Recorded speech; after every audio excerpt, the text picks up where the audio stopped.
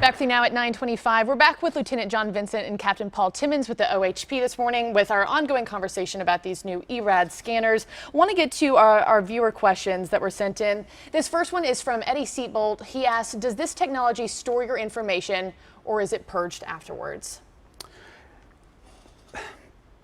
One of the things that the ERAD system will do, we're very familiar with as far as seeing what is on there. As far as us being able to retain that person's information, bank account information, it's one of those where I don't believe that we're able to do that. But again, I've not gone through the ERAD school, so that's a question that I'm going to basically answer with, I'm not sure right now. We're going to have to follow up on that. Okay, let's get to our second question then. Elizabeth says, I feel that those scanners are a violation of my privacy. If it fell into the wrong hands, the end results could be catastrophic. And there's probably a certain degree of truth to that. I mean, we have policies in place that, prevent those types of things from happening. Our agency has come up with a policy that is strictly followed by the troopers that have the devices installed in their cars. And again, not everyone on the Oklahoma Highway Patrol has a device.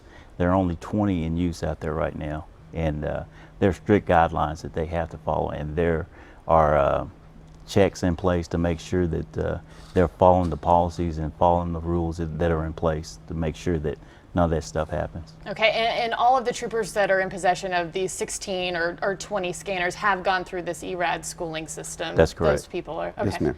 Okay, and then I do want to, I know we focus a lot on the negative and the kind of misunderstanding of these scanners right now, but what's the good for you guys that has come out of this? Have there been fraud cases that have been solved with the help of these devices? Absolutely. Just the other day, one of the troopers that has the scanners actually came in contact with a suspect who had fraudulent cards and had three different individuals' information on those cards. And we were able to alert the bank of the crime that had been committed. And so, in my opinion, it helped with identity theft.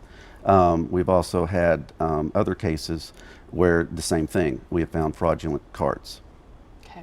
Lieutenant, Captain, thank you so much for your time this morning. Thank you. I know you've had your hands full with this the past week, but again, thank you for your time with us Thank you. here at Channel 5. Thank you. We'll be back after the short break.